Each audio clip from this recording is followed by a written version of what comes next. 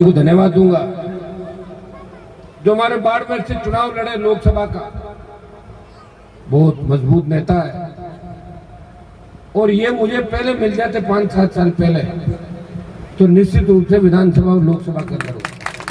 दुर्भाग्य से हमारा मिलन नहीं हुआ और वैसे ज्यादातर जिनसे मिलन हुआ वो छोड़ के भाग गए। मुझे ये आदत पड़ गई लोगों की, लेकिन ये नहीं जाते, ये समझदार है, बात को समझते हैं, उनको नॉलेज है इतिहास के बारे में। मैंने देखा लोगों को बैठे हुए, कई लोग 5 बार विधायक सांसद बन गए, उनको पता ही नहीं कि लड़ाई कब हुई, नींद लेते सोते रहते हैं।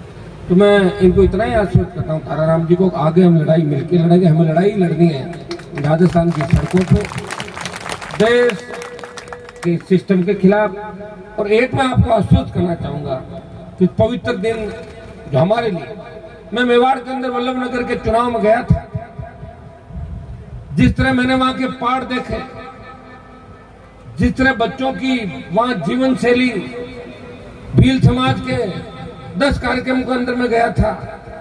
और एक तो मैंने नृत्य भी मैं भी शामिल हुआ था कि वीडियो वायरल हुआ था, आपने देखा भील समाज ने बहुत बड़ा कार्यक्रम किया था, गौरी नृत्य उसके अंदर। और वहां उनका जीवन और संघर्ष देख के हर कोई कह सकता है कि राणा पूंजा भील की लड़ाई को भुलाया नहीं जा सकता। हिंदुस्तान की राजनीति के अंदर उस व्यक्ति को जो स्थान मिलना चाहिए वो स्थान और सम्मान आज तक नहीं मिला। मैं आपको विश्वास दिलाता हूं कि आने वाले समय के अंदर पार्लियामेंट के अंदर भी राणा पूंजा भील की आवाज गूंजेगी, राणा पूंजा भील की शहादत की गूंज आपको लोकसभा के अंदर सुनाई देगी। और मैं दिल्ली की सरकार से मांग करूंगा कि जिस तरह का सम्मान हल्दी घाटी के युद्ध के अंदर महाराणा प्रताप को मिला, वही सम्मान राणा पूंजा भील को मिलना चाहिए। ये मैं आवाज उठाऊंगा और उनसे हमें निश्चित रूप से प्रेरणा मिलती है। आज भगत सिंह का नाम हम लेते हैं, उबाल आ जाता बच्चों के अंदर, चाहे किसी भी जाति का। भगत सिंह का नाम लेते ही हर व्यक्ति भूल जाता जाति क्या थी।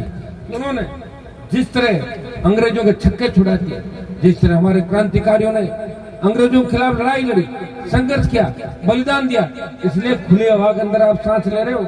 बाबा साहब जब देश आजाद हुआ तब संविधान समिति की मीटिंग हुई और यह तय हुआ कि संविधान का मूल स्वरूप कैसा होना चाहिए। 150 साल अंग्रेज हिंदुस्तान के ऊपर काबिज रहे, हमें लड़ाया, फूट डालो राज किया, अलग अलग जातियों में बंटा हुआ देश, अलग अलग टापुओं में बंटा हुआ देश, अलग अलग संस्कृति, अलग अलग भाषाएं, अलग अलग जातियां, सीधे लोग इस हिंदुस्तान के। तब यह तय हुआ कि अब जब हिंदुस्तान नया बनेगा, जब अंग्रेज छोड़ के जा रहे थे, तो हिंदुस्तान का संविधान क्या होगा, हिंदुस्तान का ढांचा क्या होगा, या इलेक्शन के माध्यम से किस तरह लोग चुने जाएंगे, किस तरह लोकसभा होगी, किस तरह विधानसभा होगी, संविधान हर आदमी को क्या अधिकार देगा, क्या उसके मौलिक अधिकार होंगे जो उसे उस शासन से अलग रखेंगे तो उसका मौलिक अधिकार है। तब ये बात चली कि मतदान का अधिकार अनपढ़ लोगों को नहीं दिया जाए, अनपढ़ लोग वोट नहीं डालेंगे। बात चली, तब बाबा साहब ने कहा कि अगर अनपढ़ लोग वोट नहीं डालेंगे तो गुलामी की जंजीरों से मुक्त हुआ है भारत। और यह ज्यादातर लोग अनपढ़ है हिंदुस्तान के अंदर, अगर ये वोट नहीं डालेंगे तो अंग्रेजों के राज के अंदर और चुनी व्यवस्था के राज के अंदर कोई अंतर नहीं होगा। और बाबा साहब के वीटो के बाद अनपढ़ व्यक्तियों को वोट का अधिकार मिला। ये ताराराम जी ने बात सही कही कि हम पोलिंग बूथ पे जाकर जो वोट से अपना नेता चुनते हैं, उसमें डॉक्टर भीमराव अंबेडकर का सबसे बड़ा योगदान था। इसलिए देश की प्रत्येक जाति, देश का प्रत्येक नेता उन्हें श्रद्धा सुमन अर्पित करता है, उन्हें श्रद्धांजलि अर्पित करता है और उनके जयकारे लगाता है। बाबा साहब किसी जाति के नेता नहीं है, बाबा साहब हिंदुस्तान के अंदर संविधान, नया संविधान लाने वाले वो नेता थे जिन्होंने आपको वोट का अधिकार दिया।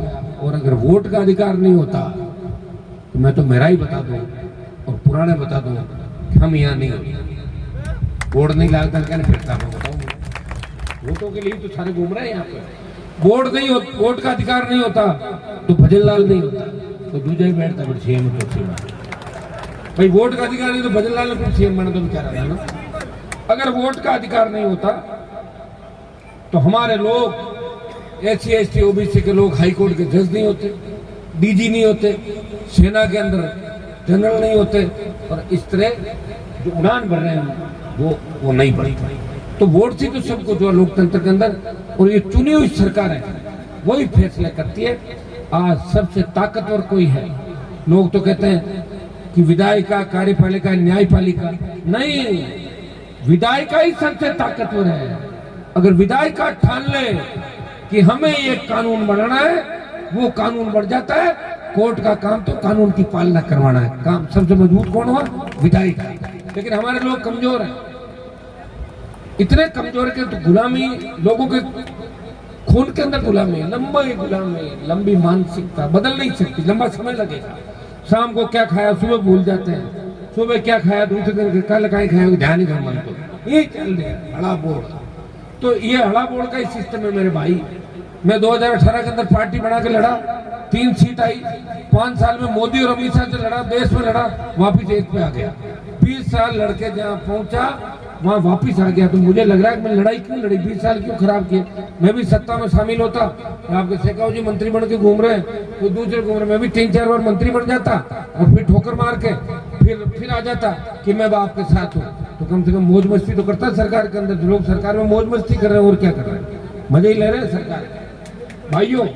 तो ये जो बात है आज इस शुभ अवसर पर हम सब आपके बीच कह रहे हैं, मैं इतना ही आपको आश्वस्त करता हूँ कि हम सब इस लोकतांत्रिक प्रणाली की वजह से आगे बढ़ रहे हैं, प्रयास करें। लेकिन दुर्भाग्य देखिए आज जो इस तरह हमारा होना चाहिए, अगर हमारे नेताओं की नीयत में खोट नहीं होती, ओसियां, नागौर, खींवसर, लौट के इलाके आबाद होते या सिंचाई का पानी आ जाता, तो धनारे की धरती सोना उगलती, कुर्सी की धरती सोना उगलती। जो 1 बीघा में पैदावार यहाँ होती है वो पाव बीघे के अंदर होती, और आपको बिजली के संकट से नहीं जूझना पड़ता। वो कब होता? जब 60 साल पहले होता, और 7 साल पहले हमारे बच्चे पढ़ने के लिए इंग्लैंड, अमेरिका और जर्मनी जाते। तो दुर्भाग्य से हमारे नेताओं ने एक ही काम किया, आपको पास में नहीं आने दिया, डराया आपको। हमारे नागौर वाले तो भाषण देते थे कि पढ़ोगे, लड़कियां पढ़ेगी तो भाग जाएगी, रेल आएगी तो चोर आएंगे, सड़क आएगी तो डाकू आएंगे, और बिजली आएगी, करंट आएगा। लोग बता जोर की बात की, बाबू ठोको ताली, और ताली ठोक दी, 76 साल की, पढ़ो बेटा। तो एक दिन में मैं क्या कर सकता हूँ? मैं तो आपको जगा ही रहा हूँ। मैं तो जब से आया हूँ तब आपका सम्मान नागौर का ही नहीं, पूरे राजस्थान का। जब मैं दिल्ली गया लोकसभा के अंदर, तो मैंने दूसरे सांसदों को देखा, मैंने पूरे देश को देखा। मैंने कहा यहाँ तो मेरा तो पता ही नहीं लगेगा, यहाँ तो बड़े बड़े धुरंधर इस लोकसभा के अंदर, कोई मुख्यमंत्री है, पूर्व मुख्यमंत्री, कोई पूर्व गवर्नर, कोई केंद्रीय मंत्री। मैंने कहा कैसे मैं मेरी पहचान बनाऊंगा? लेकिन मैं तेजा जी का भक्त हूँ। मैंने कहा मैं लड़ाई लड़ूंगा। पहले ही दिन से मैंने तय कर लिया कि मैं हिंदुस्तान के पीड़ित शोषित तबके की लड़ाई लड़ूंगा। और जब कृषि बिल आए तो देश के किसान को आवश्यकता पड़ी, तो हरियाणा, उत्तर प्रदेश और दिल्ली के मेरे समाज के लोगों ने सादत नहीं दी।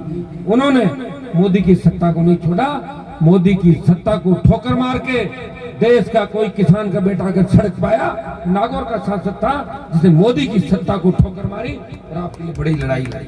जब सेना को ठेके पे दिया तब लड़ने वाला कोई मजबूत आपका भाई सड़क पाया। जोधपुर में 2 लाख जवानों की रैली करके मोदी अमित शाह को चेतावनी दी, अरे दिल्ली की तरफ तैयार हो जाओ। हनुमान बेनीवाल था जिन्हें छोटे भाइयों की लड़ाई लड़ी। जब देश की पहलवान बेटियों को जिस तरह उनके साथ अत्याचार अन्याय हुआ, वो जब जंतर मंतर पर बैठी थी न्याय के लिए, उस समय देश का पहला कोई सांसद उन बेटियों को बचाने के लिए गया, उनको न्याय दिलाने के लिए गया। वो नागौर का सांसद आपका भाई था, उन पहलवान बेटियों को न्याय दिलाने के लिए सबसे पहले सड़क पर गया। जब राजस्थान के अंदर दलितों पर अत्याचार हुए, देश के अंदर उत्तर प्रदेश के अंदर दलित भाइयों पर अत्याचार हुए, अगर लोकसभा के अंदर उस बात को मजबूती से उठाया, आपके भाई ने उठाया। आपके भाई ने लोकसभा के अंदर ये कहा कि राजस्थान वो प्रांत है जहाँ जाट, मुस्लिम, मीणा, मेघवाल, गुजर, इनकी आबादी अगर जोड़े तो इनकी आबादी होती है 70%। लेकिन हाईकोर्ट का जज नहीं हमारा। ये बात उठाने के लिए बहुत बड़ा कलेजा चाहिए लोकसभा के अंदर। हनुमान बेनीवाल ने बार बार, तो परिणाम ये हुआ मीणा भी हाई कोर्ट के जज बने और मुस्लिम भी हाई कोर्ट के जज बने। बाकी अब धीरे धीरे समय के साथ बन जाएंगे। सारी चीजें मेरे हाथ में नहीं है, मेरे हाथ में मैं खुद हूँ। और आप जो कहते हो वही कूद बढ़ता हूँ, हर जगह आप देखते हो। अभी 2-3 दिन पहले नहीं देखा बीकानेर के अंदर जब मामला बिगड़ गया था, मैं गया था, मैंने भजन लाल सरकार को चेतावनी दी, सोमवार तक अगर ठीक नहीं किया ईंट से ईंट बजा दूंगा। दूसरे दिन सारा काम हो गया, हुआ कि नहीं हुआ? तो हर कौम के अंदर मजबूत नेता चाहिए हमें। एक मैं अकेला कुछ नहीं कर पाऊंगा, मैं अकेला सांसद हूँ। भाइयों, मेरे साथ भाई चंद्रशेखर और हमने मिलकर लड़ाई लड़ी। आपको पता उसका परिणाम क्या हुआ? परिणाम ये हुआ कि वो भी लोकसभा के अंदर आ गए मेरे साथ। आए कि नहीं आए? हम दोनों आ गए। अलायंस हुआ। कांग्रेस वाले इस बात को नहीं मानते, वो तो कह रहे हमारी लहर चली थी कांग्रेस की। लेकिन कांग्रेस अगर मेरे से अलायंस नहीं करती तो कांग्रेस 0 पे रहती। कांग्रेस को फायदा ज्यादा हुआ और थोड़ा फायदा मुझे भी हुआ, 2.5 लाख वोटों का, 3 लाख। लेकिन कांग्रेस को 20-25 लाख का फायदा हुआ। तो ऐसे हमारे भाई लोकसभा के अंदर हम आ गए। मैं आपको विश्वास दिलाता हूं कि दलितों के खिलाफ जहां भी देश के अंदर अत्याचार अन्याय हो रहा है, पहली बात तो हम यहाँ जहां भी जाते हैं एक ही बात कहते हैं कि जब तक दलित जिनको बोला है, मैं कह रहा हूँ पिछड़े शोषित हमारे भाई जब तक बराबर नहीं आएंगे तब तक ये देश बराबर आ ही नहीं सकता। आप स्वर्णिम भारत की और अमृत महोत्सव की बातें करते हो, आज भी छुआछूत, ऊंच नीच, मंदिरों में तालाबों में रोक की बात है, तो निश्चित रूप से हम समझदार नहीं। और ये काम कौन करेगा? हम लोग करेंगे, अलग अलग समाजों के लोग करेंगे। मैं जाट राजपूतों के अंदर कई बार बीच में बड़े गांव में जाता हूँ, उनको भी कहता हूँ कि तुम यार कम से कम समझदार समाज हो, तुम तो ध्यान रखो, तुम ऐसा कोई करते काम मत करो जिससे लोग हमारे पर उंगली उठाए कि आप वो समाज चाहते हो, उन्होंने ये अत्याचार अन्याय किया। ये मूर्तियां तोड़ने की जो घटनाएं बार बार होती है, कभी नहीं होनी चाहिए।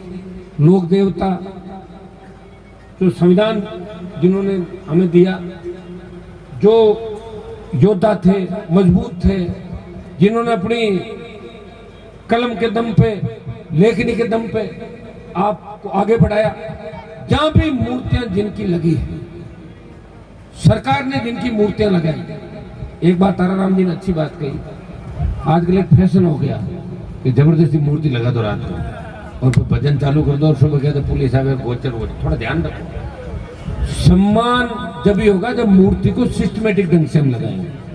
सरकार से परमिशन लो, मूर्ति लगाओ जिसमें 2 पैसे एमएलए एमपी भी हम भी खर्च कर सके उसके सौंदर्यीकरण के लिए। अब तो मूर्ति तो माडा लगाए दो, पर तोड़ने वाले पुलिस आवे तोड़ने वास्ते थे, माने करो फोन, नींद उड़ाओ, आओ आओ आओ तोड़े तोड़े। कई बार तो ले जाओ मूर्तियां, कई मूर्तियां थाना में पड़ी है, जेल में छूटी को नहीं, बता रही हूँ। बहुत प्रयास करते हैं, हम भी कहते हैं रुक जाओ भाई, लग गई तो रहने दो, बहुत चीज लगी देश के अंदर, तो ये कह के पीछा छुड़ाते हैं। तो मैं आपको संदेश ये भी दूंगा, देखो मैं गलत दिशा में आपको, मैं 2-3 मामलों में आपको जरूर कहता हूँ, बिजली आपकी है, पत्थर आपके खुद के खेत में, पड़ोस के मत खोदना जाके। और लेकिन मूर्तियां लगाओ तो ऐसा काम आप नहीं करें जहाँ 2 समाजों में झगड़ा हो जाए। जमीन किसी की, कॉलोनी किसी की, और जाके लगा दो किसी की, वहाँ 2 समाज आमने सामने हो जाएंगे। सामंजस्य के साथ, 36 कौम के साथ। मैं खींवसर क्षेत्र के मेरे छोटे भाई बैठे, उन्होंने मुझे शिकायत करी कि विधानसभा क्षेत्र में बाबा साहब की कहीं मूर्ति नहीं। तो मैंने कहा तुम लोग जब चुनाव नजदीक आते हैं उसे एक दिन पहले याद दिलाते हो, उससे पहले भूल जाते हो। अब मैं आपको आश्वस्त करता हूँ कि अच्छी जगह 1-2 जगह पर देख लेंगे। और उपचुनाव के बाद मुझे लग रहा है कि आप अगर थोड़े मजबूत रहे तो भजन लाल जी की सरकार जो डगमग हो रही है ये इनसे चलने वाली नहीं। मेरे भाई सुनो, हम लोगों को ही चलानी पड़ेगी सरकार को। जब तैयारी कर लेना, मूर्तियां भी लग जाएगी, आपके काम भी होंगे और किसानों को निराश होने की कतई आवश्यकता है। आज भील समाज और हमारे भाई जिनको नाइक समाज के रूप में कहा गया, और निश्चित रूप से 2 सर्टिफिकेट बनते हैं, एसी में भी है और एसटी के अंदर भी। इन सब की डिमांड है कि तमाम को अनुसूचित जाति के अंदर, जनजाति के अंदर शामिल किया, अनुसूचित जाति से अनुसूचित जनजाति के अंदर शामिल। ताराराम जी आप मजबूत हैं, हमारे सीताराम जी थोड़ा भी बीच में बीमार हो गए, उनको भी आप साथ लें। जितनी भी टीमें आपकी गंगानगर, हनुमानगढ़, बीकानेर, नागौर, चूरू, बाड़मेर, जोधपुर और फिर आपका मेवाड़ आ गया, पूरा भील प्रदेश, तमाम लोग आप एक साथ हो जाएं, आप आंदोलन करें। मेरा समाज और 36 कौम आपके साथ खड़े मिलेंगे, आपको न्याय दिलाएंगे। आपकी जो मांग होगी उस मांग को पूरा करेंगे। और लोकसभा का इस बार जब सत्र होगा, मैं कागज लेके जा रहा हूँ सारे मैं इनको अच्छी तरह पढ़ भी लूंगा एक बार कागजों को, तो बहुत अच्छे तरीके से हर चीज इसके अंदर लिखी है। और इस चीज के हिसाब से तो 100% आप जो बात कह रहे हो वो सही है और आपकी मांग वाजिब है। मैं पार्लियामेंट के अंदर ये मामला उठाऊंगा। एक तो राणा पूंजा भील को देश में सम्मान मिले और देश के प्रमुख जो शहर है, मैं कह रहा हूँ चलो देश छोड़ो, भी राजस्थान के जो प्रमुख शहर है वहाँ 4-5 जगह राणा पूंजा भील की प्रतिमाएं मूर्तियां लगाओ अच्छे चौराहों पे, ताकि नई पीढ़ी को ये प्रेरणा मिले कि ये व्यक्ति किसकी। जब अपन देखते हैं कहीं मूर्ति लगी होती है और अच्छी मूर्ति लगी तो अपन रोक के देखते हैं कि ये मूर्ति किसकी है, इस योद्धा ने क्या काम किया। लेकिन दुर्भाग्य से भाइयों, अपना इतिहास लिखा किसने था? मुझे तो लग रहा है कि अपने जो लोक देवता थे वो भी लोग चुरा के ले गए। कहीं तो अपने थे, दूसरे लोग हमारे थे तो हमारे, कह दिए अब कौन है लिखने वाले, लिख दिए, पढ़ गए, पाठ चल गए अच्छी तरह। अगर मामला अब धीरे धीरे समझ आ रही है आप लोगों की, तो धीरे धीरे समझ आएगी तो निश्चित रूप से हम हमारे लोक देवताओं को बचा लेंगे, हमारे योद्धाओं को भी बचा लेंगे, और गलती से कोई इधर उधर हो गए उनको भी वापस लेके आ जाएंगे अपनी तरफ। आप चिंता नहीं करें। जब भी भूल सुधार ये पुलिस वाले खड़े जांच करते हैं ना, मान लो 3 जांच हो गई, चौथी जांच और करके 3 गला, चौथी में जो करके कोर्ट में पेश करनी वही मानी जाती। 3 गई, 3 में एफआर, चौथी में चालान, 3 में चालान और चौथी में एफआर, तो लास्ट जो होता है वही होता है। अब लास्ट जो हो जाएगा वो ठीक होगा और आप लोग करोगे निश्चित रूप से। मैं किसी जाति की भावना को ठेस नहीं पहुंचाना चाहता, लेकिन हर जाति का इस लोकतंत्र में अधिकार है कि वो अपना इतिहास और इतिहास के अंदर सबूतों के साथ, ऐसा नहीं होता हर व्यक्ति अपनी चीज लेके बैठा। और राजस्थान तो कितना अच्छा, बताओ कितना सामंजस्य हमारे अंदर। हम ये लोक देवताओं में नहीं देखते, राम साहब पीर का जयकार राम सब लगाते हैं, बाबूजी महाराज का हमारे कुर्सी के अंदर लेके, मैं करूँ मेरे गांव में तमाम जगह बाबूजी का जयकारा लगता है, गोगा जी का जयकारा लगता है, तेजा जी का जयकारा लगता है। मैं कह रहा हूँ तमाम जगह सर्व समाज जो लोग गांव में रहते हैं उनके मन में कोई भावना किसी तरह की नहीं, लेकिन बड़े लोग पॉलिटिकल तरीके से अगर बांटने का काम करते हैं, जब वो सोचे कि हमारे ही जयकारे लगे हम किसी के नहीं लगाए, वो तो संभव नहीं। अगर जयकारे लगेंगे तो हमारे भी जयकारे लगाने पड़ेंगे, तब बराबरी का मामला होगा। हमारे भी लग रहे हैं और हम लगा रहे हैं, तब बराबरी का होता है। जब भी कोई समझौता होता है तो उसके अंदर ही तय होता है कि बीच का रास्ता क्या होता है। तो मैं इस अवसर पर इतना ही आपको कह सकता हूँ कि आपने तो एक शुरुआत करी, भोपालगढ़ के अंदर भी शायद एक कार्यक्रम रखा, एक जगह रख लेते ज्यादा बढ़िया था। अभी तो तुम्हारे अंदर बच्चों में एक चीज मैंने देखी, बहुत गुटबाजी। मैं तो परेशान हो गया तारा रामलीन।